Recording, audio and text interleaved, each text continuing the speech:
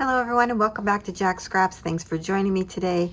I am doing a Country Craft Creations Design Team Project Share and tutorial, and I will be using a Mother's Love paper collection by Country Craft Creation. I will have this and all the other supplies linked in the description box below for you. Now let's move on to the project. So here is what I created. This is a Fabric Swatch Sewing Journal. I used a new, to me, Accordion Hinge binding system. So this is a new way to bind your projects, and I'll be sharing how to do that in the tutorial. My finished project measures 5.5 by 8.5. It has a total of 20 pages, not counting the front and back inside covers. On the front cover, I did some collaging, and I absolutely love how this turned out. I used pieces from the paper collection, the background piece, this element here, this one, and this beautiful little butterfly. And then I used some wood pieces. We have this wooden button, and then this is a Tim Holtz ruler, and then I broke it in half and just added a little segment there. This is a Simplicity little applique that I sewed onto the paper, which is sewed all the way around, and then I sewed some of the elements down, like the fabric pieces. So one of the fabric pieces here, this beautiful white one, is from Prima. It's the embroidered fabric sheets. I just got this in my design team package, and I'm loving this. So of course I had to use that. I added a square here, and then there's sewing all around that, a zigzag sewing. I use this little pink lace decorative trim. I got this from Hobby Lobby. It's Merchant 41. And then this piece, I had some trim in my stash, and I just added a little segment there and some ivory lace trim there in the back. This fabric here comes from Benartex. I'm not sure how you say that, but I used a little bit of that square to add here. Added a cute little button and a washi and made a cute little collage right there. I really like that. And up here at the top, you'll see a little fashion bulb pin. So in the tutorial, I talk about my methodology on creating my collage covers, and then I also walk through, I think, the back one with you on putting it together. But in addition to that, I thought about those that have never done collage covers before, and I created this sketch 1 and 2 for inspiration or to help guide you when you create your collage covers. So you could use this sketch for this project, and then you could also use it for another project that you're working on. Sketches are adaptable to any situation. So if you'll see here, I didn't label them front and back cover because I want you to be able to use them freely without me telling you this should be for the front cover, this should be for the back cover. It's whatever you want to be, that's how you can use them. I do let you know the original size that I used it for and my initial use, but again, you can adapt this size to a 12 by 12, 8.5 by 11, whatever size that you need. These sketches are adaptable. So if you'll notice here on the right hand side of the sheet here, you'll see the little blocks mirror what I have down here on the sheet. So if we start down here in the left hand corner, my fabric piece is here, my washi piece, and the butterfly piece right here. Over here, this big block is my Prima fabric, and then my little gray fabric, and then my focal point. So it just kind of goes like that. And then on the back side as well, you'll see that those mirror each other. So this should be able to help you in making collage covers as well. So let's go inside. On the inside front cover, I added a circle ephemera piece, which I created a shadow piece for that.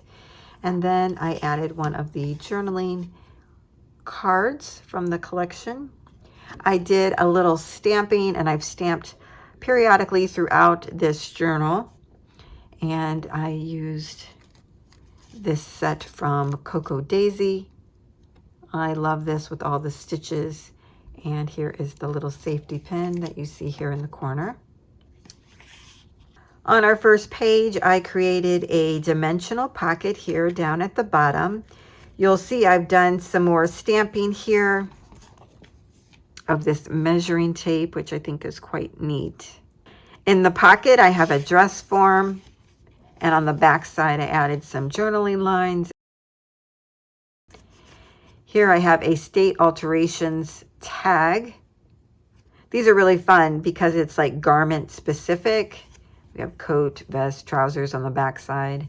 And when you open this up, that's why I didn't add a ribbon to it or anything. There are journaling lines on the inside, and the journaling lines part came from Genevieve Designs. You'll see that I have sewn on all of the pages, and then I even sewed some of the additional ephemera pieces, but not all of them. I do like the mix of sewing and non-sewing in a journal. On our next page, I created a little flip out using one of the journal cards from the collection. And then on the inside, I have one of the circle embellishments. I think this is a thread topper, you know, from your thread or spool. Those are really cute. So it hides the magnet there. I also did some stamping on this side, but when I did it, I used vintage photo throughout, and so it's not very bright. I didn't want it to be a bright stamping so that when you put a photo, it doesn't stick out very much. In the center, we have a flip page that holds fabric swatches. There are 3 sections for individual fabric swatches on the front and on the back. Now here is a sample card, and I just wanted to kind of show you how you could fill it out. So the name, this is a Tim Holtz fabric, and then the maker, ideology is what I put. Source, I got it from Tuesday Morning. Quantity, 12 by 12 quarters, and then I could list any type of characteristic that I wanted to. Linen, cotton, you could even put the care of the fabric in this section. And then I put a little section for notes. Let's say you use this fabric and it requires a certain needle, or if it was hard to sew on, you could put that in the notes section there. And then in the little rectangle, as you see here, I just added a little bit of score tape and then added on my fabric square. So that's what the fabric swatches is for. Again, you can put 3 on one sheet. And this whole journal was meant to be a functional journal. It is for those that sew and those that do paper crafting. And I think this is a great way to keep your fabric swatches. And I actually created this fabric swatch page, and it is on a sheet of 3 pages. I talk more about this in the tutorial, but this will be a freebie that is available for a limited time only for 2 days, the day of the release of this video and the day after. And I'll have this available for you if you would like to make this journal exactly how I'm making it. So after our fabric swatches, we have a belly band here that I created using a Tonic Studio punch. Love this design on the side. I collaged some of the circles from the ephemera pieces in the collection. And in our belly band is a sewing project plan. If you have identified a sewing project that you want to do, you put the name and or description up here at the top. You can put the date you started, the date you completed it. If there's a certain pattern that you're using, you can write down the pattern number here, the source of where you got the pattern. And then if you were inspired by a tutorial or someone else, you can write that inspirational information here. If you're creating this for someone, I left a spot here for you to add that information. And then here we have a little block where you can write measurements. And in this section, which I have updated to say fabric/photo, which you'll see here in a moment. So in this section, you can add a swatch of the fabric that you use for this particular project, or you could add a photo of the project that this is referring to in this black. There's a section here to fill out notions or supplies that are needed to create this project, and then down below a notes and sketch area. And I didn't think that was enough room, so I also created this grid page to go along with the project plan. So then you'll have this to map out your project in a larger area. So these two sheets come in a printable freebie, and this is also a limited time freebie as well. And you'll see here I added the fabric photo section there. And I talk more about this in my tutorial as well, and also gives you hints on how to print out the freebies that I'm providing. So you'll have one sheet of 2 of the project plans, and then another sheet that has 2 of the grid design. So then these just tuck right in here. And you'll see I didn't back this page. I really like the blue, so I like that it was standing out there. You could use your paper collection to cover this as well. I think if you did, you would practically use an entire collection because I used quite a bit of the collection just to make this one project. So another great thing about this being a functional journal is that you can keep your swatches in your journal, but the project plans you can pull out when you're actually working on a project. You could put this on your desk or your sewing machine area and have next to you, and it has all the vital information that you need to create that project. A person that sews would have no problem in filling this out, but for those that are paper crafters, you might think that it doesn't apply to you, but it does. If we see a project that we want to create and has fabric in it, let's say a fabric tag, we can fill this out just as easily with that information to create that fabric tag. So I think this is definitely applicable to those that sew and those that don't. So on our next page, we have a 2-page layout here. On the left-hand side, I've created a little flip out, and this is a great area for a photo. So not only did I want to capture the fabric swatches and our sewing project plans, I wanted to create areas to capture photos of those fabric projects that we create. So this would be a great spot for that. And again, you can see I did some stamping there using the Cocoa Daisy stamp.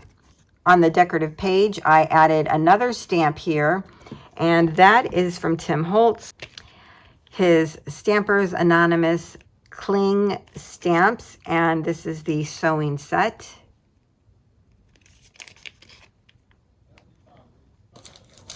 And I've used that throughout. In fact, I used that same image over here on the right-hand side. So underneath, I added a little postage stamp size of Tim Holtz fabric, and then I sewed on one of these key tags, and I just removed the silver metal piece around the tag.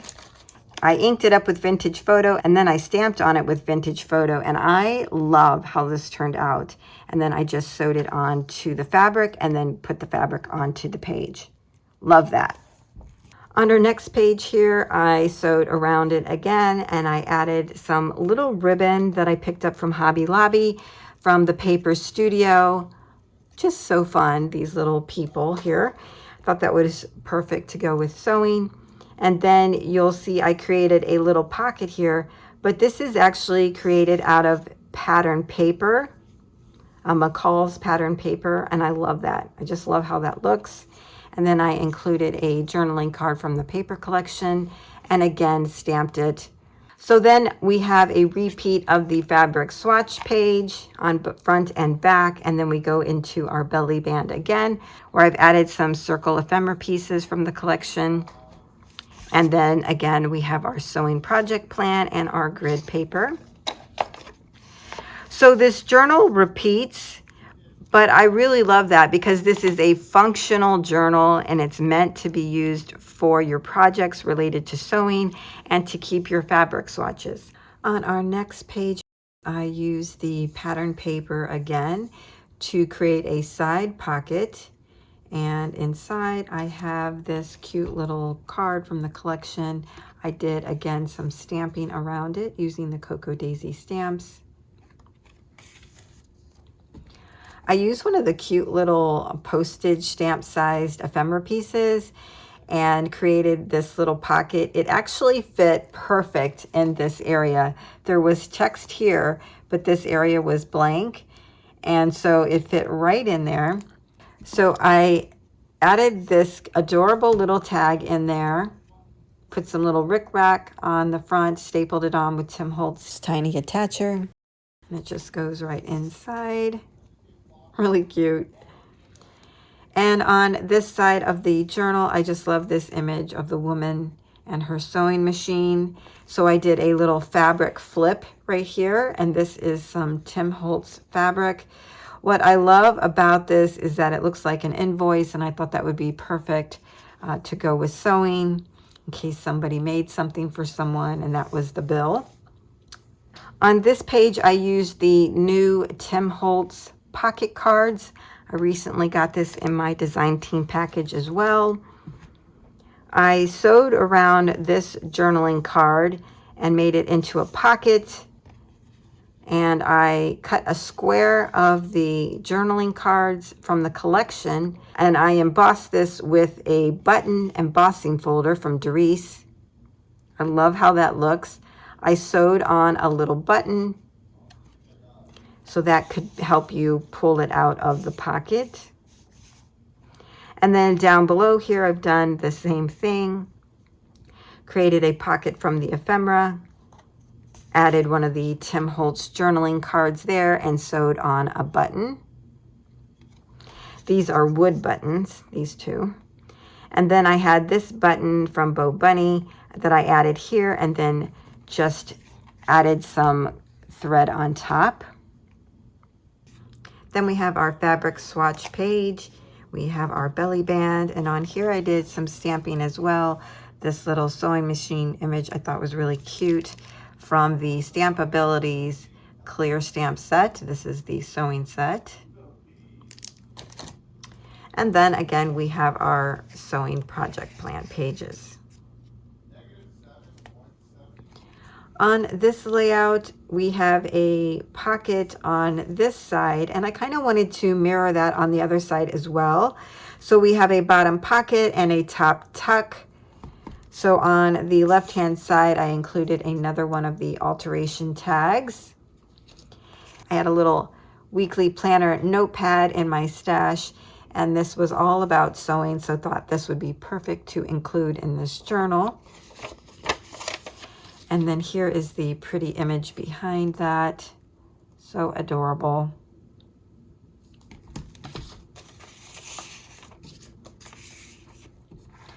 On the right-hand side, I included one of the images from the paper collection here. I did a little bit of stamping here and up here in the corner. And then a little stamping here on the back side. Again, it's harder to see on the blue. I did that on purpose so that it wouldn't stand out if you added a photo. Really cute. And then you'll see another stamp image up there at the top. So this is one of my favorite pages. I created an area that you can use for secret journaling. This little tag flips down and then you can pull it out. And then you actually have a tag. On the back side, there's a cute little pocket here using some of the ephemera from the collection, and then inside is one of the pieces as well. I again added a little bit of rickrack that I stapled on. Now what's really neat about this pocket is that you can use it as secretive journaling, or you can still use it as a traditional pocket. So it tucks that way, and then it also will tuck the other way. Really fun. And again, I did some stamping up here of a button and two little pins. Here is our fabric swatch page. On the belly band, I did add a part of the Tim Holtz pocket card here. I added some rickrack to the top and the bottom. And then again, we have our sewing plan. So this is an adorable page with the mouse and her little mousettes. So what I did was I added on a circle ephemera piece, and then I found this in my digital stash, so I printed this out, added some journaly lines to the back of it, and I thought that would be cute to include here. So we have a nice little tuck spot. And I stamped on a little thimble here on the side to go with that spool of thread. On the right hand side, I created another flip out, again with some stamping here and at the top. I also stamped an image of the scissors, and that was from the little stampability set. On our next page, we have a flip and pull out. And this page is really fun from the paper collection with all of the pattern pieces. I just added some Tim Holtz washi here, and here at the top, I used one of the stamp-sized ephemera pieces to create a little tuck spot. And here is one of the cards from the collection. Again, doing just a little bit of stamping here and here. Really fun.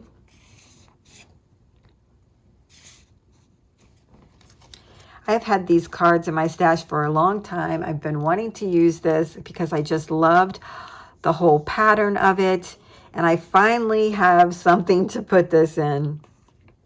So there is, again, a hidden journaling spot underneath the decorative paper here, and you can just slip that in. Our fabric swatch page. On the belly band, I just added another one of these stamp size ephemera pieces, and then we have our project plan underneath. On our last page, I used this beautiful image of the woman and her child. I just love that the child's bassinet is actually a spool of thread. So fun. So I added some fabric pieces that kind of mimic the blanket on the child. Just thought that would be fun to add there. And then on the back inside cover, I created another little tuck spot here with an ephemera piece, and then included again another Tim Holtz pocket card that I added thread and a chipboard button on.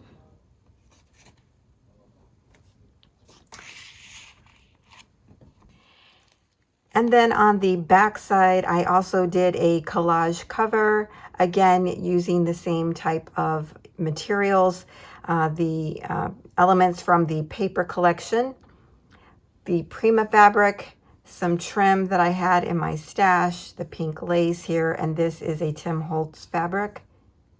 So that is my Fabric Swatch Sewing Journal. I really love this. I love how it turned out. I think this is going to be really fun to keep your swatches in and your plans for some fabric projects, whether they be for sewing or for paper crafting.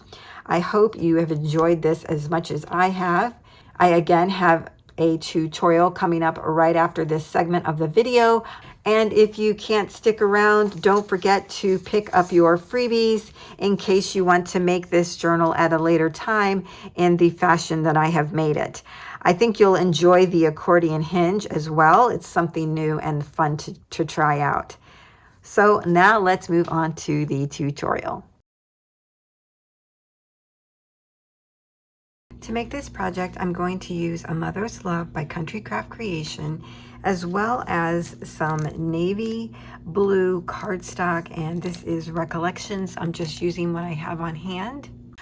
Okay, before we get started, I actually want to kind of walk through how the accordion hinge works, how it looks, how it sounds, so that you can get the idea of it before I actually go through the details of how to create it. So one of the important things about an accordion hinge is that it is taking a paper. We're doing our accordion fold or mountain valley folds. And then we're taking these mountains and we're adding it to our page that we have cut a hole in the center. So here's our mountain, it goes inside our hole, and then this becomes our hinge mechanism, and then you continue to add your pages. Now, once you add your hinge, the way that you can get it to not fall out, because if you lift this up, it'll fall right out, right? Is to take another piece of cardstock and put that through the accordion hinge, through that fold, and out the other side. Now this stops the hinge from coming out, right? So that's what I've done here in this prototype. I have my pages, I have my little paper insert, right, to keep the pages on the hinge. And that's how this one is made. So what I noticed about this is that it's kind of noisy. So I'm just going to go through this and let you hear it.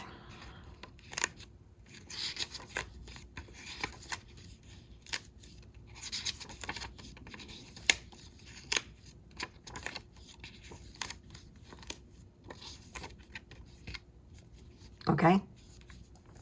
The reason I'm letting you hear how the pages turn is because I'm sensitive to sound, and so someone else might be sensitive as well.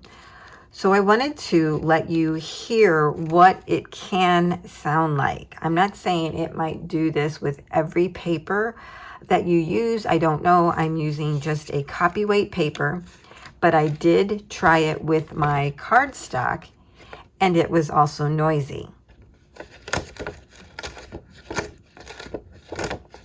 Okay, so another way to do the hinge is, instead of adding the insert, you would take on the back side of your hinge and glue these two pieces together like that. So you would glue all of them together, right? Better than this, but it would look like this. And then you would take that and put it in to your page. Well, that's what I've done here. And I'll let you hear the difference.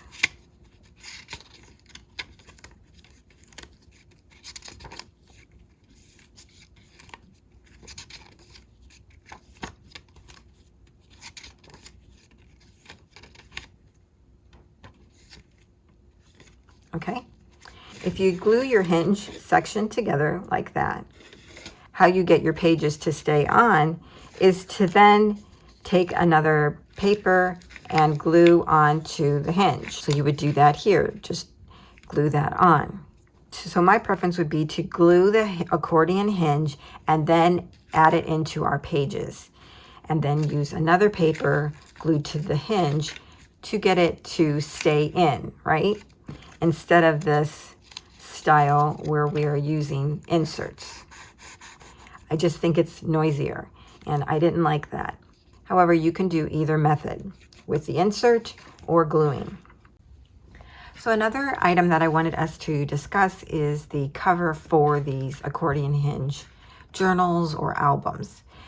I've seen it done a couple ways. You know, this is not my own design. I've seen it somewhere else and I was inspired by it. And so I'm just sharing my knowledge with you. So when we create the accordion hinge, no matter which way that you do it, glued or unglued, you will have a fin on the front and a fin on the back, if I had all my pages in here, that you would use for your covers. So there are three ways that I know of, and one way would be, if you don't want a hardcover or any additional piece to be your cover, you could simply take these hinges and glue them on to the front and last page of your journal or album. Easy peasy. If you don't want to do it that way, and let's say you actually want another piece or something different for your cover, or you want a hard cover, you could take these hinges and glue it on the outside of the cover, So I'm just kind of penciling this in real quick. So this was the hinge piece that I glued on, and I wrapped it over a cardstock cover, let's say. So here are my normal pages. I added a cardstock cover to the top of it and then folded over the hinge to be on top. Now what I could do is put a decorative piece of paper over here if I wanted. The third way is to take the hinge and adhere it to the inside of your, cardstock or chipboard cover, which is what I've done here.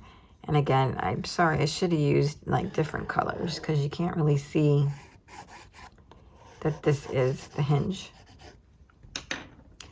Okay, so here it's on the inside, here it's on the outside, and here it's just glued to the outside of our pages. For my project, what I'm going to do is actually use a cover. I'm going to use a chipboard cover, and we're going to adhere the hinge to the inside of the cover. What I found is you can get a nice spacing between the cover and the pages. See here? When you use it with the hinge on the outside of the cover, you get more of a gap. Hope you can see that difference there. So this is on the outside, this is on the inside, and there's definitely a gap. Now, of course, there's no gap whatsoever when you just fold it over and glue it to your pages. So you have no gap to just a little to a wider gap. I hope you're following me, and I hope I'm explaining this so that you can follow me, because I don't know, these are just little things that I had questions about when I was seeing this type of accordion hinge being made, and so I really had to do it so that I could find the right answers that fit for me. Okay, so as I'm doing this, I'm kind of telling you how to do the ones with the hinges on the outside, and we've used inserts for the binding. And I'll also be doing the one where it's glued to the inside of the cover and our hinges are glued, and we've added pages to our hinge. But remember, you can add a paper to the hinge and insert if you wanted to. That's where it just seems redundant when you have the insert and then you're gluing on, let's say you wanted a little half sheet of paper here, you have to glue it onto both of these. The key to this is when you glue a piece onto the hinge, you want to make sure it's larger than the hinge, right? Or else it's not going to help. So it just has to be larger than the hinge. It can go all the way out to the full size of the journal or album you're created. It could even be beyond that if you wanted to. But I hope these details help you. And now I think we are ready to get into the project. And I have a full understanding of what I want this project to look like. So let's start with creating our hinge. To create the hinge mechanism, I'm going to need a 4 1/4 by 12 strip. So I elected to use decorative paper. I took this design and I cut off a strip that is 4 1/4 by 12. So what you need to do is put the 12-inch across the top, and you're going to score at every inch. So you're scoring at 1 inch, at 2, 3, 4, 5, 6, 7, 8, 9, 10, and 11. Now what I did was I turned it over and I scored again on every 1 inch. The same score marks I just made. I did that so that my paper would be more pliable when I go to accordion fold it. Okay, so just continue to do all those 1 inch apart. And when you're done, you're going to take one end and you're going to fold it up, fold the next one back, fold up, back, just like this. Okay, and when you get it all together, go ahead and burnish. Now that we have our hinge done, if you are going to place your hinge on the outside of your cover, I would add 2 additional score marks, and that would be at 7/8 of an inch and 11 1/8.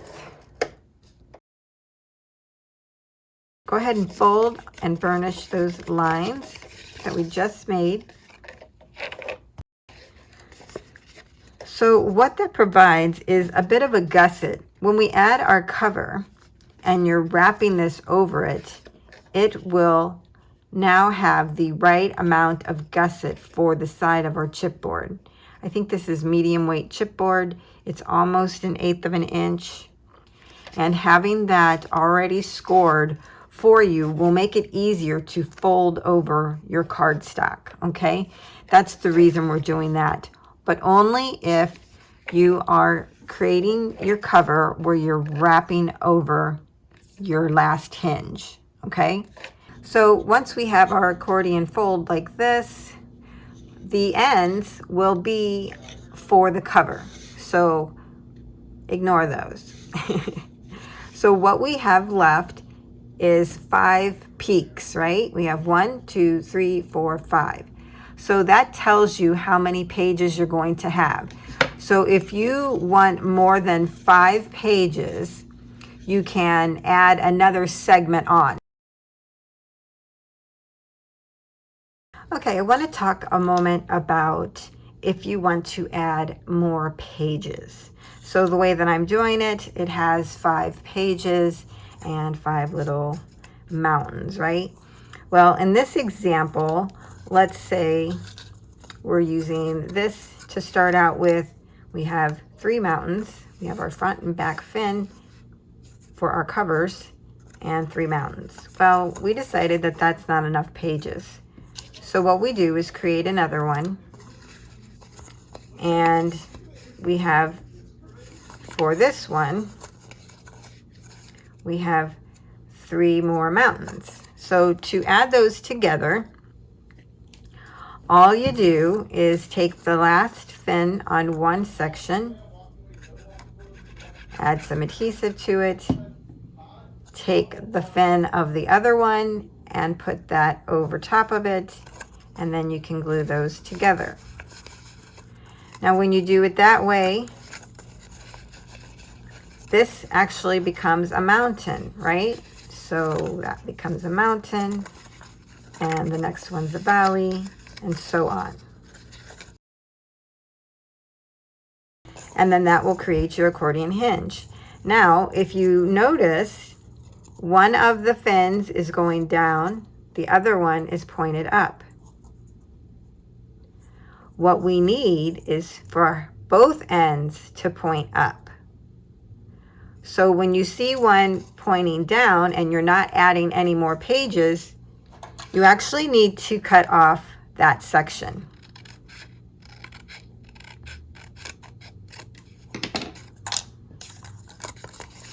And then now it will be good to go, because we have our fin for our front and back now with no problem, okay? The reason I'm walking through this part is to tell you that you can create as many pages as you want. It's purely up to you. You just need a hinge that has that many mountains, right? The little points here at the top of the triangle. That's our mountain. That decides how many pages you need. Whether it's glued like this or whether it's unglued. And then the second thing is to note that both ends of your hinge need to be having a fin that is pointing up. And that's to attach to your cover, whether it be a page or whether it be an actual cover, cardstock or chipboard. Your hinge can also be any size that you want it to be. What I would do is take your page, and if you want a little one, you could do a little one, I guess, but I would prefer a bigger one, right? And that's what I've done in this project. Just gives that nice aesthetic look. You could probably even do 2 small ones if you wanted to and be more energetic. This is really a nice adaptable project. So if you notice here, I did the hinge with 1/2 inches instead of 1 inch. I like the inch because it gives you a good base to glue, you know, your pages onto. But if you're doing a really tiny one like this one, and you're creating tiny pages, well then 1/2 inch would be good. See? That's perfect. It really depends on the size of the paper that you're using to create the size of your hinge, and also the size of your score marks. So I hope that is helpful in a little bit more detail about the accordion hinge. I'm inserting a clip here to talk about the accordion hinge. At this point, I have decorated all of my pages and I'm getting ready to add the covers to the accordion hinge. But when I was looking at the accordion hinge, after I had done all of my decorating, I noticed that there were some places where it looked like the hinge was kind of tearing apart from itself. I hope you can see that right here. And then especially here, it looks like that. I can't really tell if that's glue or if it's tearing apart. But right there, it definitely did. And I think that's because I probably, you know, overloaded the pages. I think with this type of accordion hinge binding, you might have to have less thick ephemera pieces that you're using, unless you're going to do the unglued hinge, okay? So if you're going to glue, I wanted to give you my recommendation. So I'm just using this piece here as an example. Before, when I showed you how to glue it, I told you to glue the whole thing shut, all the way to the seam here. My recommendation now is to glue it about 3/4 of the way and leave maybe 1/4 of an inch without any glue.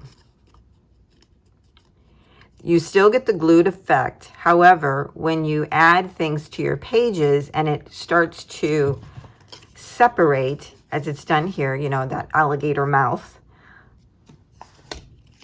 it will have the ability to flex. You see that?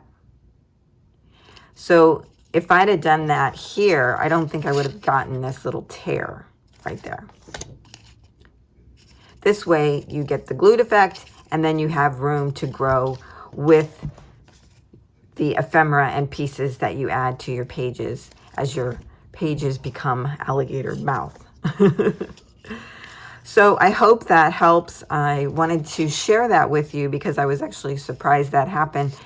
And I wanted to kind of talk to you about the difference in the ways to glue your hinge. If you're just doing a straight up journal with just, you know, like copy paper or whatever, I think gluing it all the way will be fine. But if you're going to add ephemera pieces and die cuts, I would definitely recommend then doing the gluing system like this, okay? So this is where my 8.5 by 11 cardstock comes into play. This is going to be one of my pages, and I'm going to leave it at this size and score down the center at 5.5.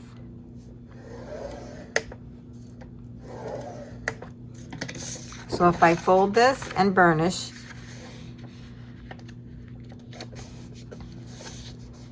it will give me my page size, which is 5.5 by 8.5. So that's my page size. Once we have our page folded, what we're going to do is turn it with the open end facing us, the closed end at the top along our scoreboard. So you can do this a couple ways. You can take your Tim Holtz ruler with the 0, find the center, and then work out to where, you know, it's even on both sides and make a mark, which would be 2 1/8 on each side.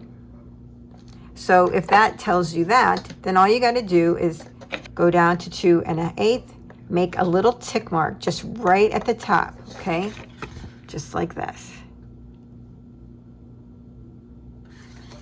And then you're going to go in from the other side here and count in 2 1/8, and that is at 6 3/8. Make another little tick mark.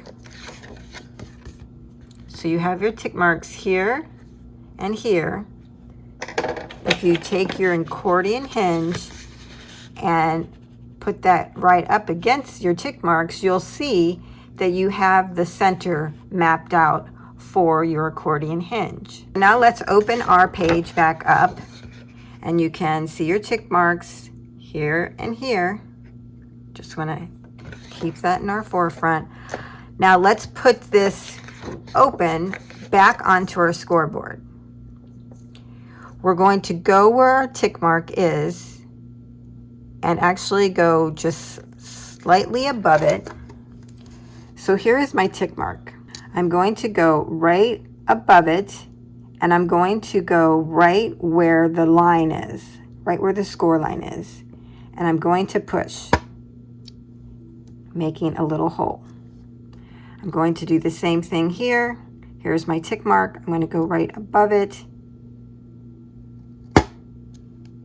making a hole. Let me show you another way to do this. So I have my paper open long ways. I'm just going to put it here in the scoreboard for ease.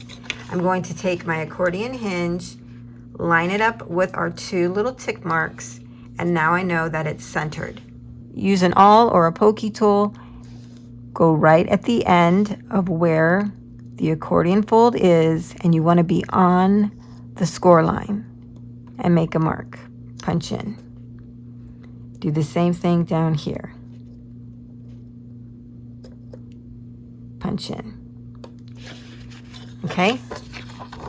I mean, the object here is to make holes into your paper. Now that we have our marks, you're going to need a knife blade. You're going to go where we made the hole and just go all the way down to the next hole. Okay, so you're cutting through the paper. And once you make your cut from point to point, you'll have a hole in your paper like this, right in the center. So now you want to repeat that with as many pages as that you're using. So I'm using 5, so I'm going to create 5 pages exactly like this. And I'm going to show you one more way as well. So once we make our 2 1/8 inch tick mark here and our 6 3/8 inch tick mark, I'm just going to use a cutting mat. I'm going to open this up, again going where my tick mark is, which is right here. I'm going to go right above it on the score line and push to make a hole right here. There, now you can see it. Going to do the same again. Here's my tick mark. Going to go right above it, just slightly above it, and on the score line, push, make a hole. There, now you can see it. And once we have one of our pages created with the holes in it, you can go ahead and take 4 more pieces of cardstock, score them down the center at 5 1/2, and get them ready then to be hole punched. So I have 4 pages already scored down the center. I'm going to put my template or my one page that I have prepared on top. I'm going to line them all up, and where my holes are that I created, I'm going to push through all of them, making a hole because you want all your pages to be the same. Okay, I'm going to do the same down here. And I'm just making the holes a little bit bigger so that you can see them. The next thing we want to do is take a knife blade, and you want to cut from our first hole on the score line all the way down to our second hole and stop there, okay? Now you can do this with all of them together. You can do them one at a time, or you could even put them back into your scoreboard and go from the first hole and cut all the way down to your second hole. And this hole is wide enough then to put our hinge in there. So as an example, I'm just going to slip the end in there, but that's not the proper way. I'm just showing you that it now fits in there. And that's what we want. If you're going to do it on the mat, I would suggest using a ruler to help you keep it straight, even though we have the score line there.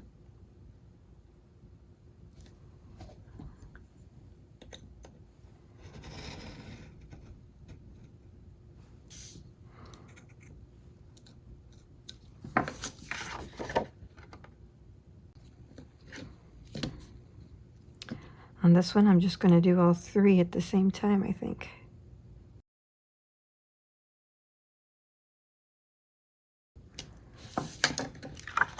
Okay, there we go.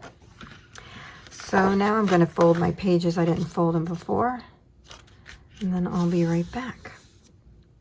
Okay, at this point, we've created our hinge. We've created our 5 pages. And we have even made a cut in the center of each of our pages. Now what we're going to do is attach our hinges and our pages. If you're doing the gluing method, these are the only 2 things that you need besides glue. If you are doing the method that has the insert, you're going to need 5 strips, and these measure 6 by 7/8. You could even probably go up to 15/16 if you wanted to on the width. I'm going to show you how to do that once, but then I'm going to continue doing the glue method. Okay, so we have our mountain valleys, right? Already. We're going to take one of our pages. We're going to take the first mountain, right?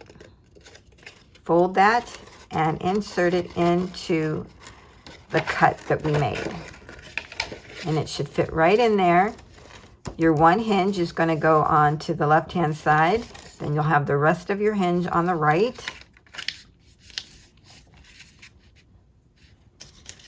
You would take one of your inserts and put it into the little hole there where the 2 pieces were folded together. And you're going to put that in all the way across, like that. So now your page is secure. You're going to fold this down, get your next mountain ready, and your next page, and then you're going to insert that mountain into the cut. Take your next insert, put that into the mountain, right? And then you just continue to do that for the next 3 pages using your inserts and your pages. Okay, all right, so that is the no glue method. For my album, I'm using the glue method. So I'm going to find my first mountain, and I'm going to go underneath that and add adhesive.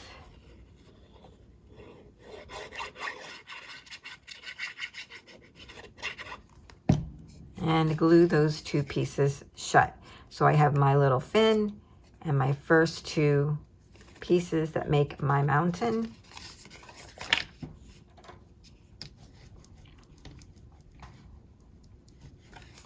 Now we're going to continue that same process for the rest of these. Just to be sure, you can skip 1 inch block and then go to the next one, add your glue. That way there's no confusion or anything. Fold that shut and burnish. Skip, go to the next one.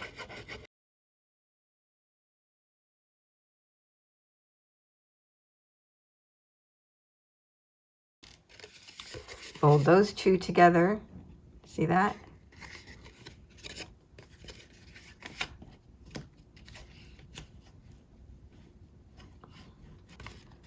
Skipping number 5, going to number 4. This works out having numbers on there.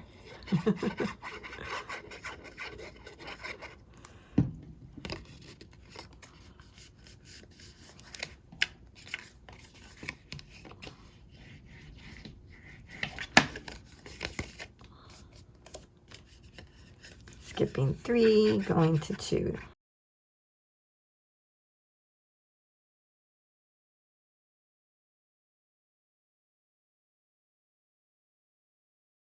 Okay, folding that over.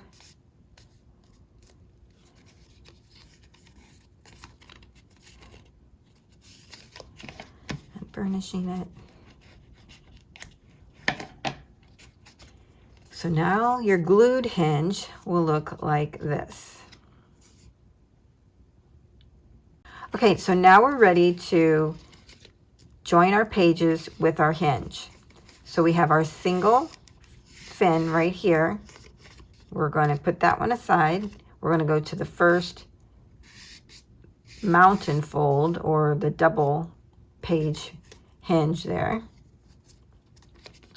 And we're going to take that and insert it into our page.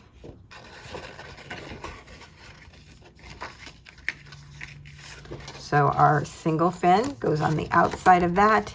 The rest of your hinge goes on the back. We're going to fold our page down, just keeping this tight to our pages. Get your next page, put your next hinge into your hole there, and fold your page over. And you continue to do that. Here's the next one. We're going to insert that.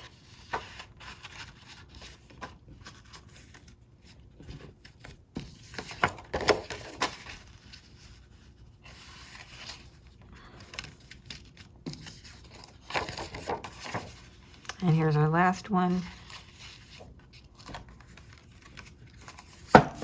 Now I like to take it, kind of, bang it on the table there, get everything straight. And then that's what it will look like. So now that we have our hinge and our pages interlocking, what we need is the additional piece that we want to add here so that our pages stay together. If we leave it as is, they'll come right out, see? So I only have this recipe card as an example, but you would glue this onto the hinge, and you see it's wider than the hinge. That's important. And once we glued that together, then our pages won't fall out. All right, so I'm going to get those pages for the hinge ready, and then I'll come back. In the meantime, I'm just going to leave this like is and put a little binder clip on it until I come back to actually add that additional piece. Okay, I'm back to talk to you about our hinges and what I'm actually putting on there, as well as some decorating and other items. So since I want this to be like a Fabric Swatch Sewing Journal, I decided to create my own Fabric Swatch printable. And this is what it looks like. It's on an 8.5 by 11 piece of cardstock is what I printed it on, and it's landscape, of course. It has 3 pages, and when you cut them down, they'll look like this. So these are 3.5 by 8 1/8. There's 3 sections per page, and they have name, like if there's a name for the fabric, the maker, let's say ideology, the source, where did I buy it? Say Joann's. Quantity, you could do 12 by 12 quarters. You could put 3 yards, you know, just however much you have, you could put that there. And then we have a section for characteristics. This could be anything from, you know, the type of material that it is. Let's say it's linen, 100% cotton, you know, something like that. You could talk about if it's a smooth fabric, it could be silk. You could also include some of the care for the fabric, like if it should be washed in cold water or things like that. So any type of characteristics that the fabric would have, you could put there. And then I added a little section for notes. So if you create something with this fabric, you might say, oh, it was hard to sew on, or use this needle, or this tension on your machine. You could make little notes here. And then, of course, these little rectangles on the side is where you would put your fabric swatch. So the rectangle measures 1 1/8 by about 2 1/4. So you could cut down your fabric swatch and then add that there. A good double-sided tape would work there. You could use Scotch or just regular score tape or something like that to adhere it. So to cut down this page, my recommendation is to start in the vertical direction and trim this down to 8 1/8. Then go landscape, cut in 3.5, cut, go 3.5, cut, go in 3.5 and cut. And then they'll all come out like this. Now the way that I added these to my hinges is I just took my art glitter glue, I added it here on the little hinge, and then I took this, kind of centered it between my page. It gives you about 1/4 of an inch on the top and bottom. And when I glued it down, I glued it to where, so here's the hinge, here's the edge of my hinge.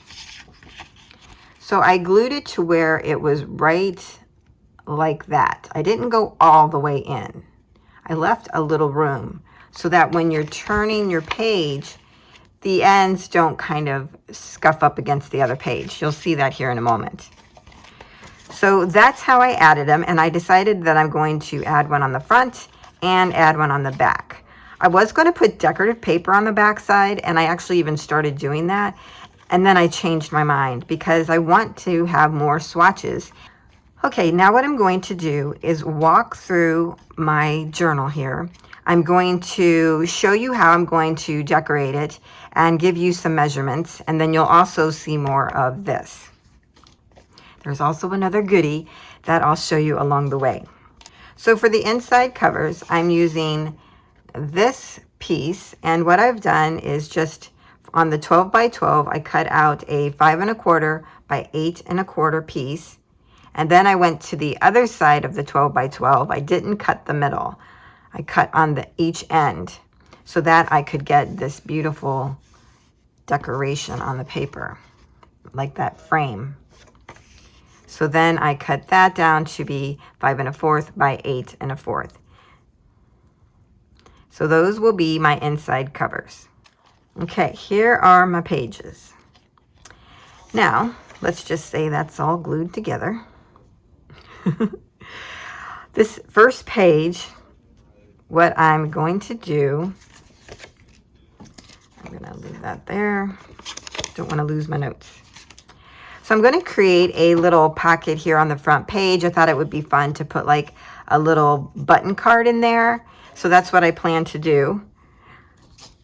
So this piece measures 5 1/4 by 5, and that will be the top part or the back part of the pocket. And for my pocket piece, this measures 5 1/4 by a little less than 3 1/4, right there. And I'm putting that down here. The way I'm doing it is leaving a space between the two pieces so that you can easily put in your items into the pocket. I don't know why I decided to do it that way. I just did. So that will be my first page. Okay, here is our first full page. On the left side, I have a 5 1/4 by 8 1/4 piece that I'm using. And then here is my first fabric swatch page. I've gone ahead, added glue to the hinge, added this down. And on the back side, I'm going to be adding my second fabric swatch sheet. Now, there's two ways you could do this. You could glue it on 3 sides and make a pocket out of it, or you could just glue it all the way down and just have it be one little page. The problem I see with making this a pocket is that when you go to put something in it, it's going to run into the hinge. So you would almost need to put down another sheet and then add this to be your pocket and glue on 3 sides. You know, a great way to do that would be make a sheet that is 4 inches, give it a decorative edge, glue that down, and then glue this down on 3 sides. And then you have a little bit of a decorative edge between the 2 pages. I don't know, that might be neat. But the thing is, I've already used a decorative punch here. So anyways, that's an idea. If you understand my idea, I'm sorry. If not, let's see, I could probably show you with these pieces.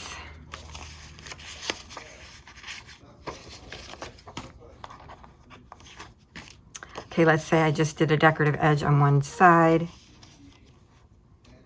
and this fits. So I'm gluing that down to where my decorative edge sticks out over the 3 1/2 piece. Then I add this on 3 sides. This is now a pocket. And then when you flip it, you have a nice decorative edge here.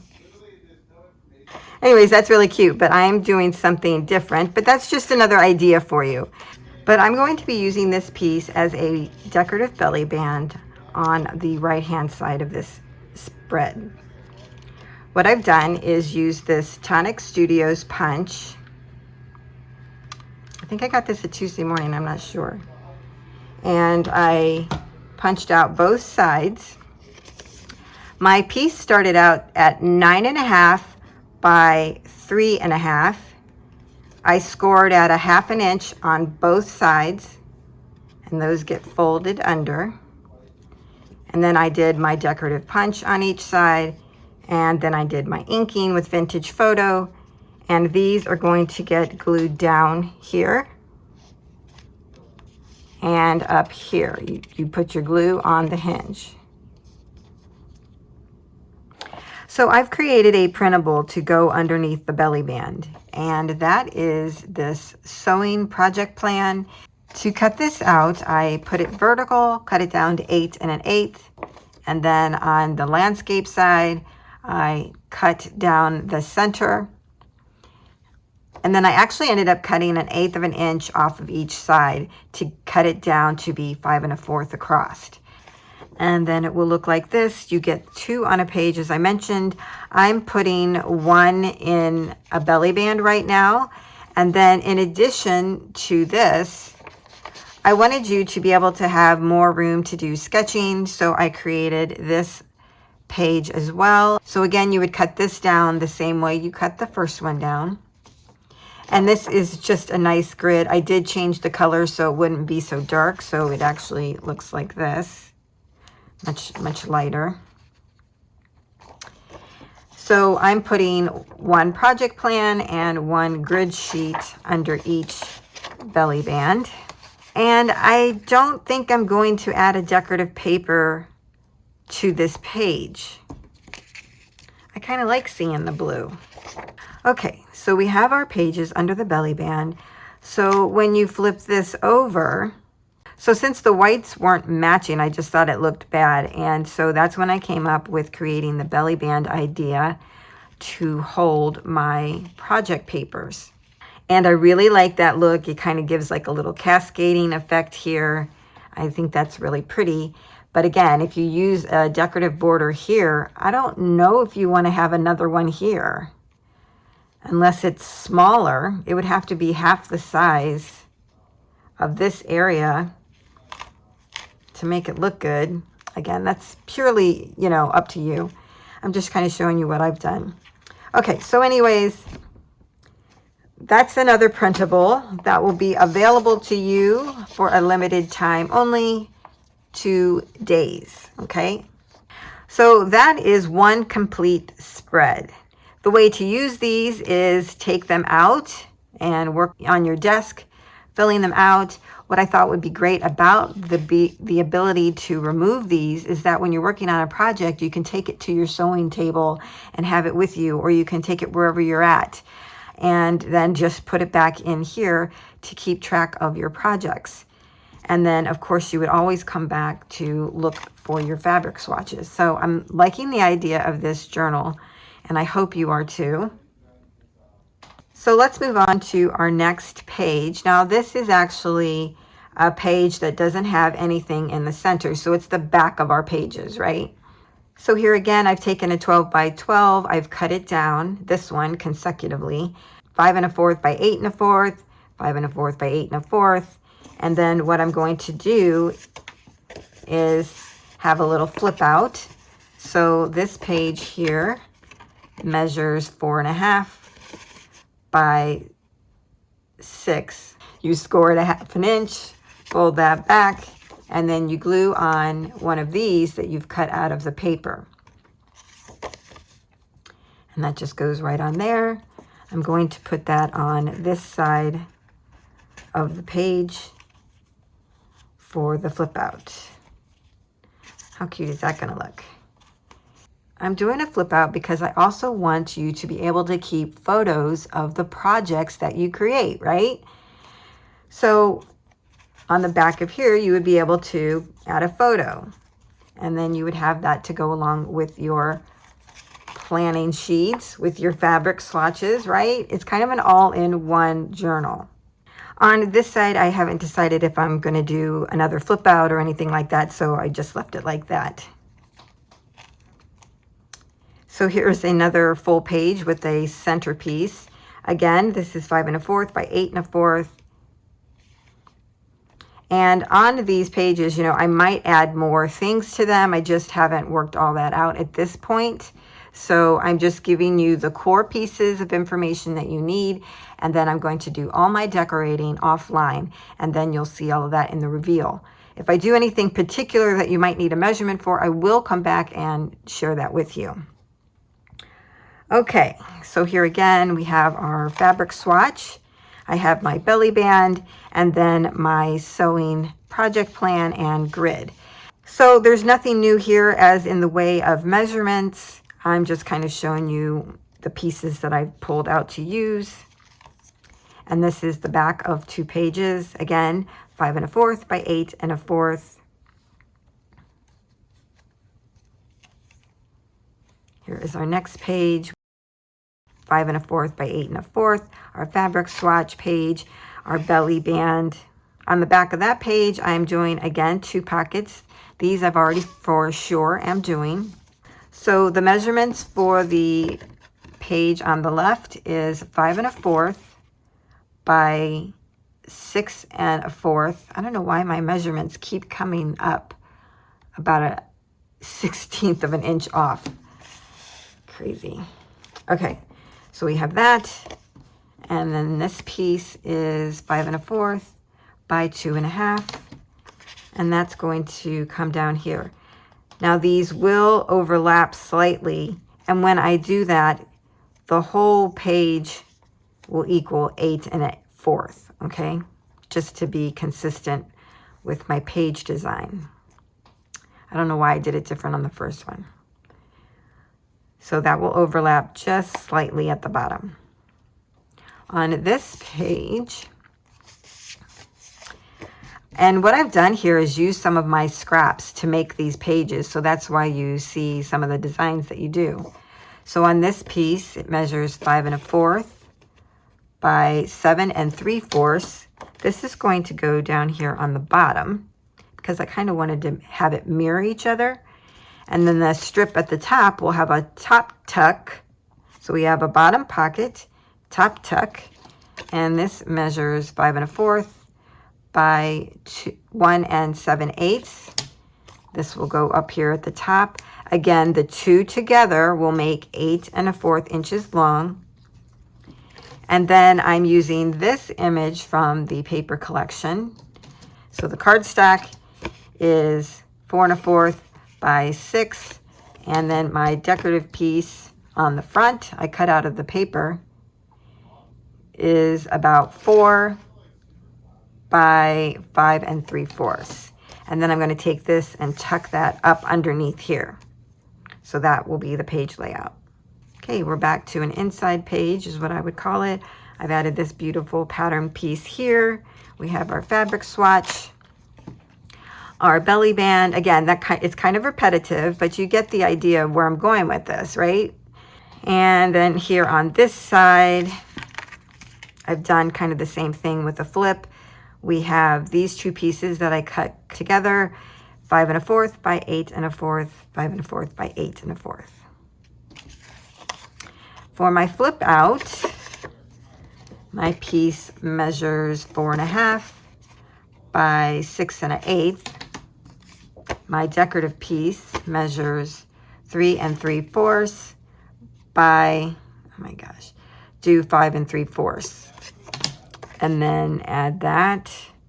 You know, you may want to make the cardstock shorter if you find that it's not the right sizing. It all depends on how you cut these out of the paper.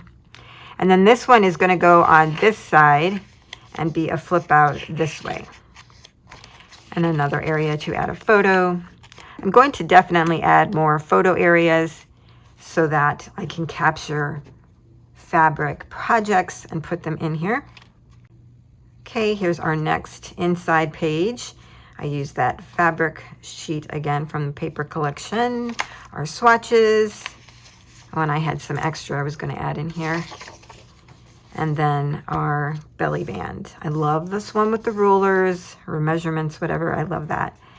So when we flip this over, we've come to the last page in our journal, and I added this adorable one with the mother and child here. So I cut that down to be there, and then we have the inside of our last page. Now this one is so beautiful. I may just leave this just as is because it's too pretty to put something over. So I'm not sure. Okay, so that is how I'm going to be finishing off my Fabric Swatch Sewing Journal. I think that's the name I'm using. I'm not sure yet. Okay, so I am back. I have decorated all of my pages, and I thought I would just run through pages and give you a little more detail on what I've done with them. I will probably talk about them in the reveal, but I'm just going to go into more in-depth information here. You'll notice that I did sew on my pages, and I did that throughout, and then I even sewed on some of the ephemera or die cuts that I added as well. So on the front pocket here, I did make this more of a dimensional pocket. So what I did was take a piece of blue cardstock and I cut it down to 6 1/4 by 3 1/8. I then scored at a 1/2 inch, turned it, scored at a 1/2 inch, turned it, scored at a 1/2 inch. So these are going to get folded back. And if you can see here on my example, I diagonal cut the corners out. So these two corners get cut out. And then I angle cut the top pieces here. Then these little flaps get folded down, and then you put this on here and you have a pocket. This is just an example, so it doesn't actually fit, but you get the idea. So then I glued my piece here on top of it. So I hope that helps. That's how I got my more dimensional pocket here. The next thing you'll see is I did some stamping, and I had several stamp sets in my stash that I pulled out to use. I thought that was a great time to use them. This lovely measuring tape here was actually from a set from AliExpress. I wanted to create photo spots, and I did use a magnet on this little flip open. And I really don't think it was needed, so I didn't use any more after that. On this page, I added a piece of Tim Holtz fabric. I have some of his fabric, and I cut that down like a little postage stamp size. And then I took one of these Jacqs key tags. I took the silver ring off of it because it was just making this more alligator mouth, and I didn't want that. So I took that off, and it was actually really easy. You just kind of pop the center out. And then I stamped it, and I used Tim Holtz Stampers Anonymous Sewing. Yeah, they're just sewing cling stamps. I used this one right here. And I'm telling you, I love how that turned out. So cute. And then I actually just sewed it onto the fabric there. On this page here, I created kind of a hidden journaling spot. This tag kind of flips down and out.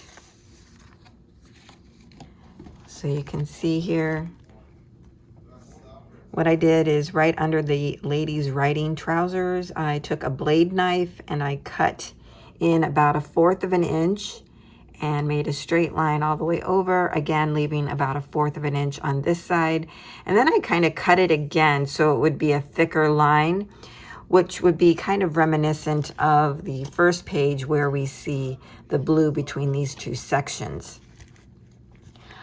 Kind of like to repeat some of the things that I do for consistency, whether or not they look a little different, it still brings consistency to your project. So that's why I did that there, but I'm just loving that this is a nice hidden journaling spot. To adhere this to the page, I just glued on all 4 sides. I didn't glue anything in the middle because I thought if you wanted to create a tag that sat in there like this, you could do it that way. But if you want to have hidden journaling, you could do it this way. It just makes it kind of fun to have the option. Now this tag here, I just used a scrap that I had, and it measures 8 1/8, and then I took one of the ephemera pieces and I backed that up on some cardstock, added that there at the top, just again for some decoration. I folded it over, let's see, about 1 5/8 inch. I folded over one end. So that's my hidden journaling spot. I'm loving that. On this side, we kind of have another hidden pocket, and you pull this out. And what I did was I glued about 1 inch all the way across the top, down the back side, and about 1 inch here. So I actually put these 2 pieces together.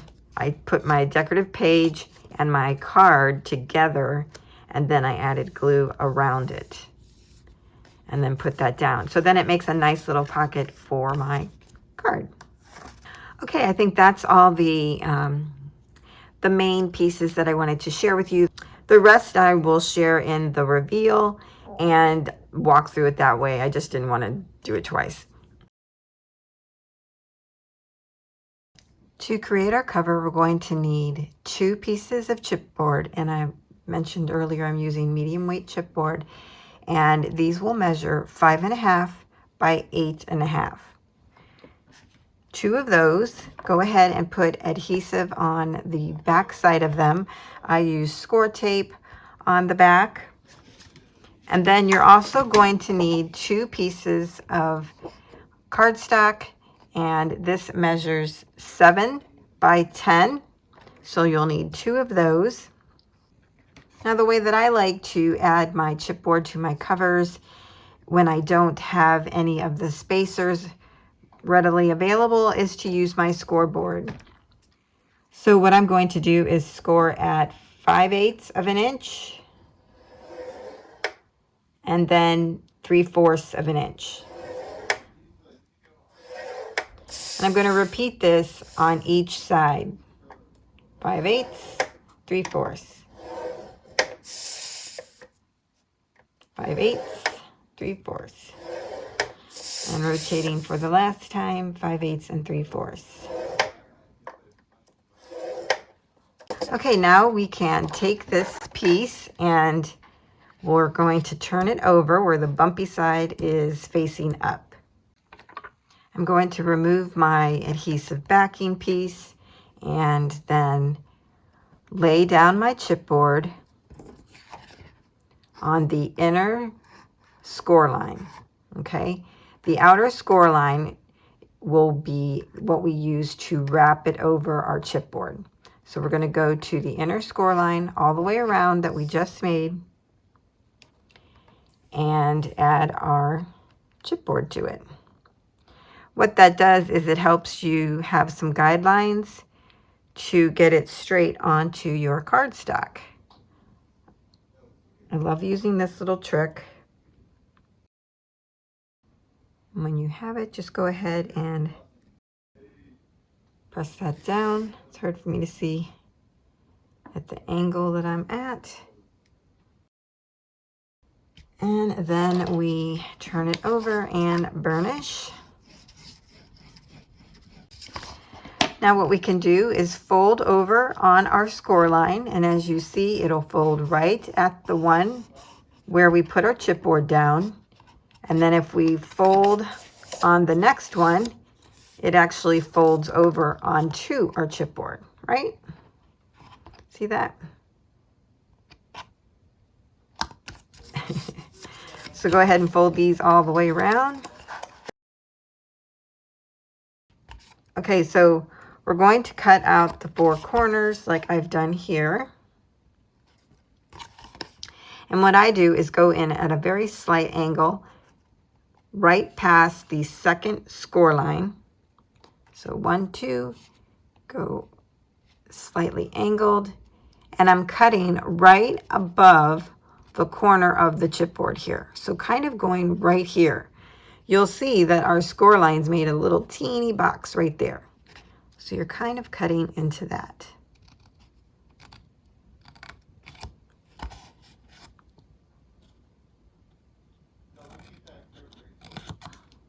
Okay, so then when we fold these over, our corner is covered.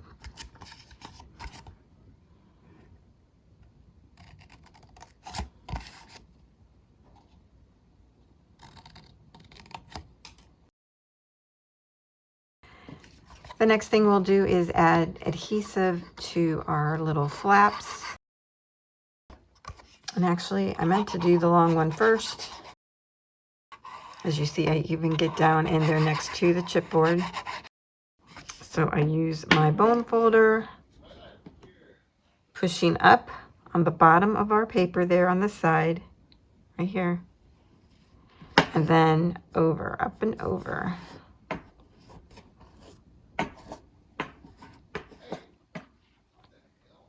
And burnish.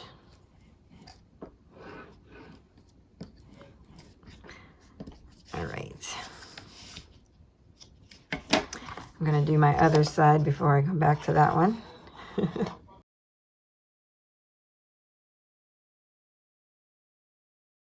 Now we can come back to our short sides, and if you need to, you can tuck in the end, again, just like we would on any album.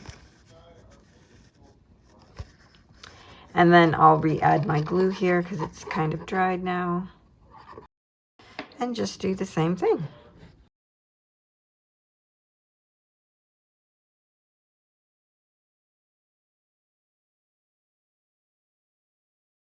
So you're going to repeat that same process for your second chipboard, and then you'll have your front and back covers.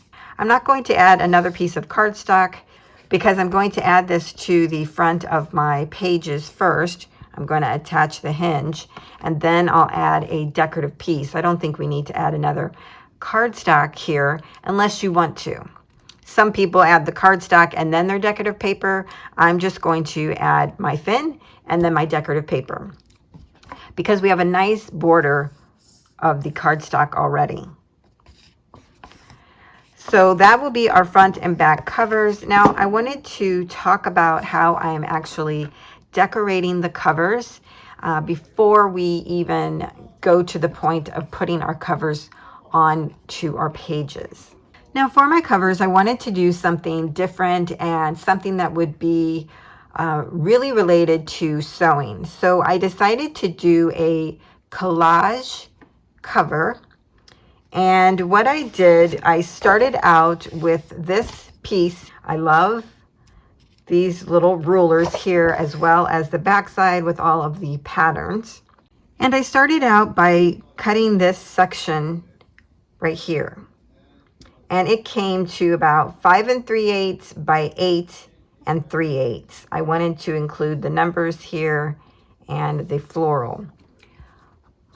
I started in that direction, but as I started to do my collaging on top of this, it kind of just wiped away what was behind it. So then I just turned the piece over, and then I used this section of the paper. So here was my backside, and then I flipped it over and did my collaging on the front. Now, I'm telling you, I haven't collaged in a long time, and I had so much fun doing this. So I ended up doing a collage for the front and the back cover. We're going to do the back cover together. But on the front here, you can still see all of the numbers from the measurements, ruler, whatever you want to call these, I'm not sure. But I love that you can still see them. You can still see them through some of the fabrics that I put down. I love that you can see through it. So to create my collaged cover, the first thing I did was select my focal point. I decided to use this 3x3 card from the collection. I love the different colors in this as well as the image.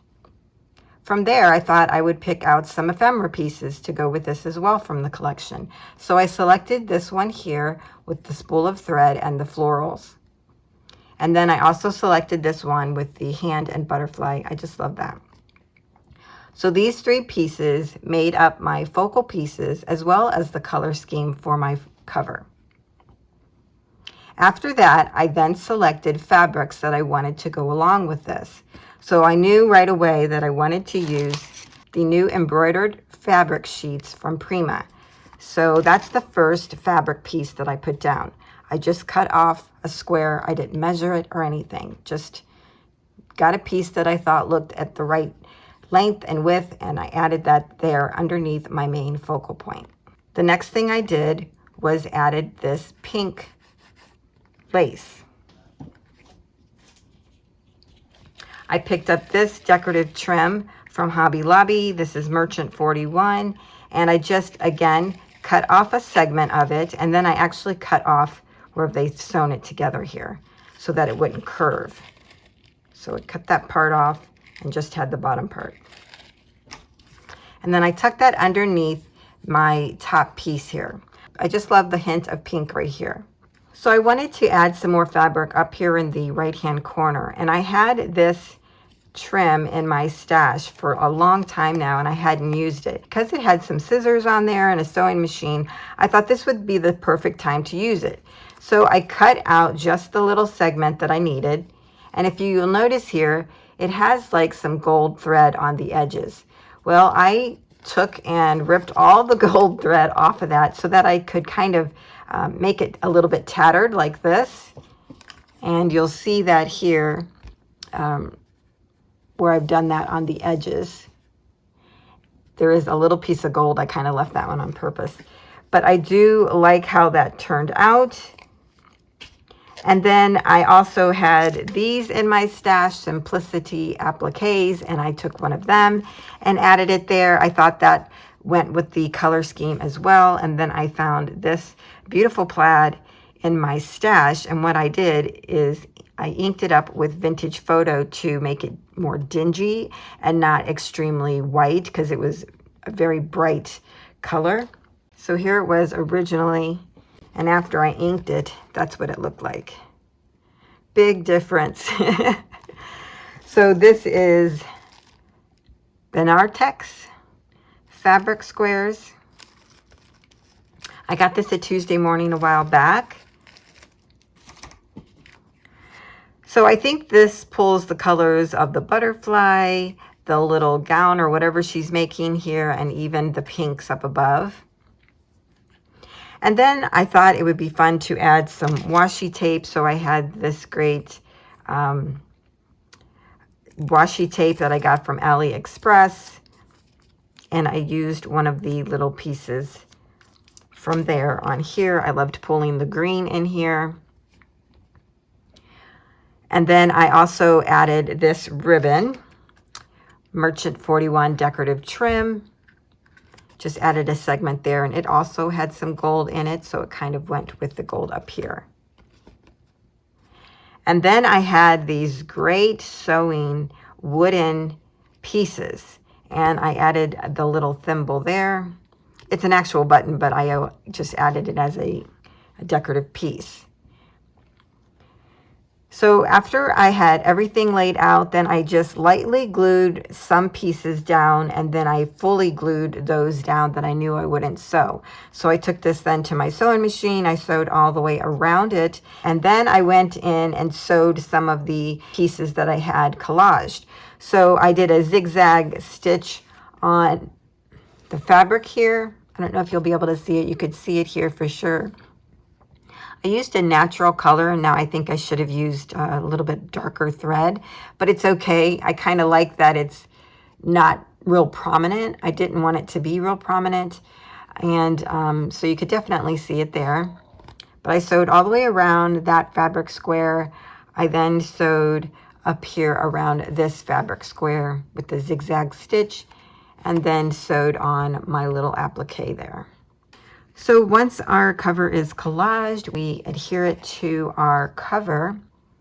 And the way that this worked out is that it's just the slightest hint of the navy blue all the way around our collage sheet. And I just think it really pulls out our focal point, which is this image here. I love that. So I'm going to add this offline so that I can see over my cover properly, but that's what you would do once you have your page collaged, if you're going to sew it, and then you go ahead and adhere it to your cover. Okay, so we're going to get started on the back cover. We're doing that one together. And when I lay things down, I want to be cognizant of the image that I'm laying things on, because if I want any of these pieces to show, I want to make sure that I lay things down on top of them in a way that makes that possible. So as I mentioned, I started by pulling out focal points for my cover. And I decided to use this sewing machine. Again, these are the 3x3 cards in the collection. And then I also noticed this one. Well, I happened to turn it over and realized that there was a music sheet on the back, and I thought, oh, that would be perfect. So I wanted to put these two together. So I'm going to kind of stagger these two. Something like that. And then I once again decided to use one of the little stamp-sized images. I love this one with the blue. I kind of wanted to focus on the blue on the back of the cover, and I thought that would be the perfect one to add. So there were my three main pieces to start with. And then I started with pulling the fabrics. The first thing I pulled out was this Tim Holtz fabric, and I thought this would be awesome to use because it would go really well with the little stamp here. So I decided I wanted to put these in between each other. I love layering things, and when you do layer, it makes it look nicer when things are touching each other. It just kind of draws your eye and it brings motion to your page. So the next thing I wanted to do was add some more of the pink trim, and I thought I would tuck that up underneath here.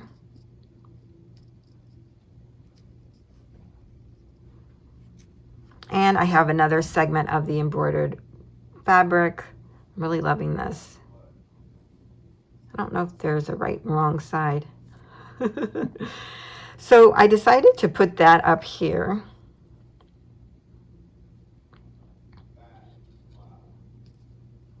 So you see I'm being cognizant of the numbers there. I kind of wanted them to show. And then I can take this and kind of change and put that right here. I don't think that's how I had it. I think I had it this way.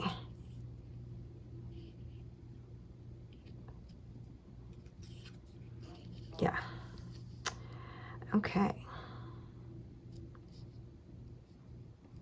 So right now we're just kind of laying things out, seeing how we like it.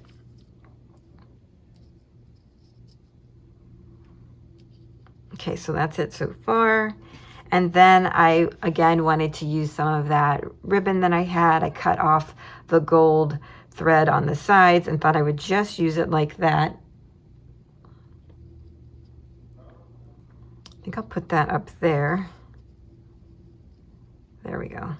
I moved this one down so that we could see more of the kind of measurements going on there. I like that better. I should have done this earlier because a great way to create this is to have your pages next to each other to just kind of continue that feel that you've brought to one side. So I wanted to pull in this gray ribbon and I cut a little segment of it and I'm going to put it here underneath this last piece.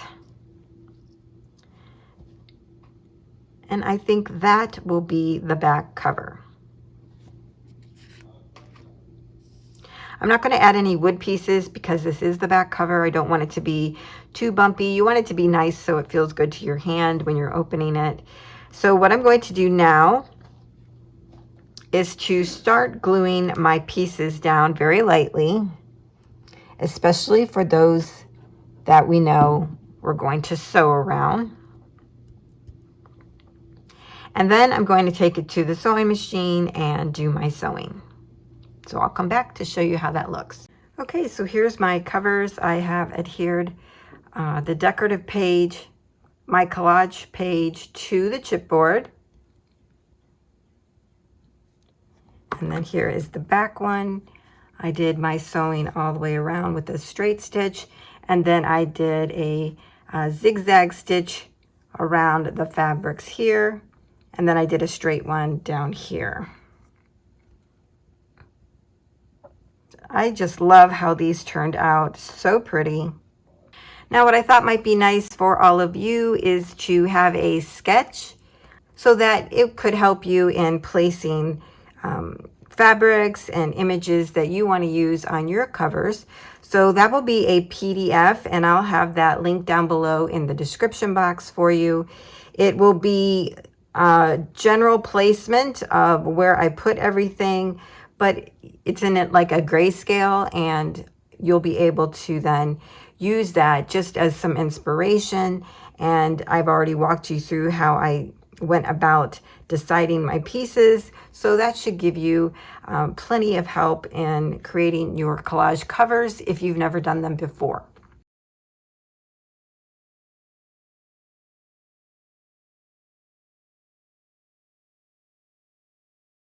Okay, now we're at the point where we can add our covers to our pages.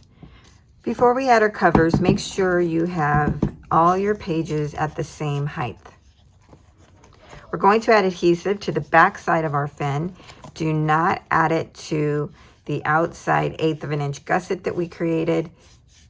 There should be no glue on the back side of the hinge, just on the fins.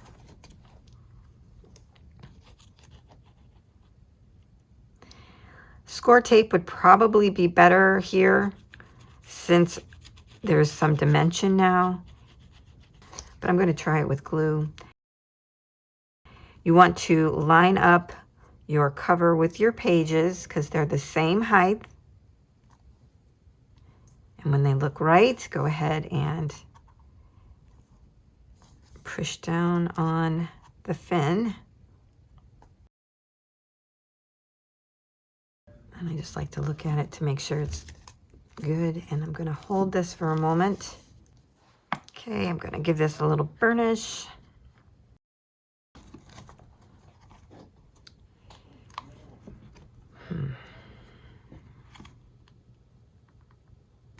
So I just showed you how to add the cover with the hinge on the inside of the cover.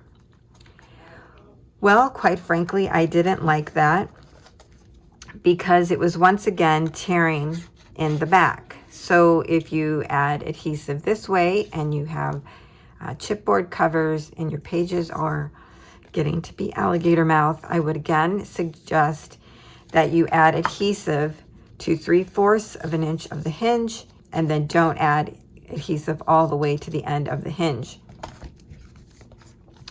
And then add it on so that it once again has the ability to flex out. So since I didn't like that, I took mine off. Don't worry, this will be covered. So what I'm going to do instead is I took my little Cricut spatula and actually separated my cover from my chipboard so that I could insert my hinge here this way. So in this case, it would be on the outside of our cover. Okay. Now I'm only showing you that I'm slipping it in because I've already added my decorative cover piece. Otherwise, I wouldn't have added those. I should have waited till we got to this point, but I was excited to see what it looked like. So I went ahead and added it. But in this case, I think this will be better because as you see, there is no spacing issues. With that said, I'm going to put a little caveat on the part for the hinge that maybe you watch it all the way through before making your decision. It really all depends on what kind of journal you're creating. If you're following the one that I'm doing, then do it exactly as I do it. If you're creating one that's going to be more flat, I think you can still do it on the inside. It just really all depends on what you're creating. So what I'm going to do to actually adhere this, I'm going to try to get some glue down in there and glue it that way, and then slide this in. Because if I put glue on my hinge and try to get it in there, I think it'll just squeeze out.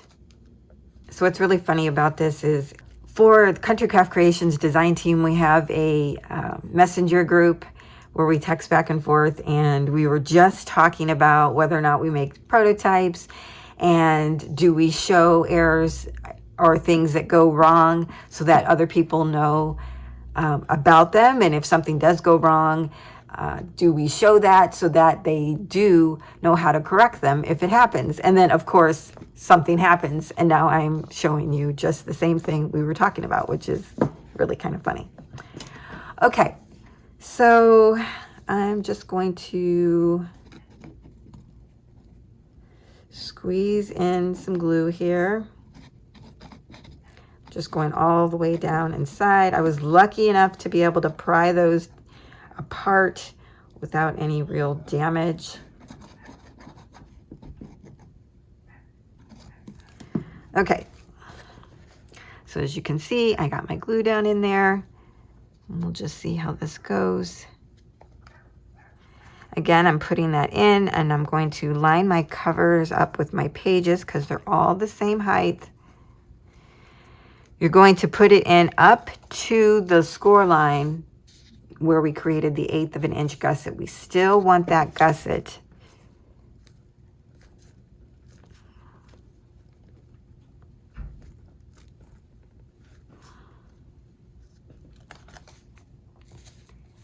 Okay, and now I'll add some adhesive on this side to get it glued.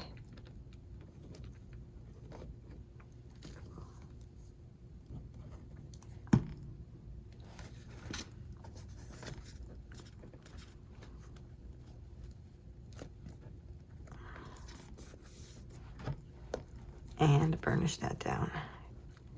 Okay, so there it is. I let it dry a little bit before we move on to the front cover. And I think that definitely works better. Now, just keep in mind when you do open this up, as you get to the last page, it will lift your cover up off the table. So as you can see, I can put my finger in there with no problem. It starts to set on the table down in this area. But as you turn the pages, then it starts to lay on the table as well. It just depends on what page you're at. So I just thought I'd let you know that so that you don't worry about it. We definitely see our gusset here, but it's okay. It just helps the whole thing. We know at this point. So I guess since I'm here, I could put my inside cover on. So I've added glue to that. I'm going to go ahead and put this down. Just be very careful when you're burnishing this so that you're putting your hand underneath the cover so that it doesn't tear your hinge because of the fact that it doesn't lay flat onto the table, okay? Or you could lift the pages up and then it will lay flat onto the table. Okay, so now we can move to the front cover. So on the front cover, I've done the same thing. I have separated my decorative page from the chipboard piece, and my hinge will slip right in there. I already checked it. So at this point, I can just add my adhesive down in there. You won't have to do this because you'll have your decorative piece separated at this point. You'll know not to add it. So I'm slipping that in. You'll just lay yours over. What you'll do is put your chipboard covered flat down. You'll line up the top and bottom to make sure it's even with your pages, and you'll just lay your hinge over, right? You won't have to do what I'm doing. And then once you add your hinge, you'll then put your decorative piece on top.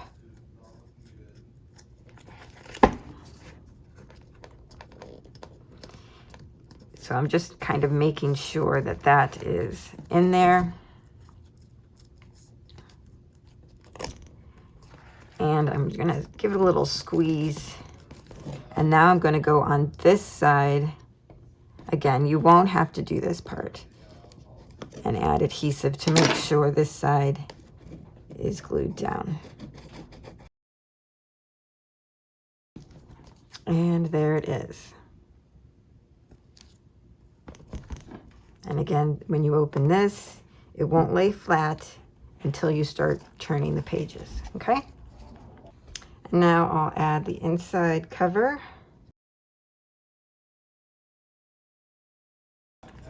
And then just burnish that. I'm going to turn this around so I can lift my pages up where this will be flat on the table to give it a good burnishing.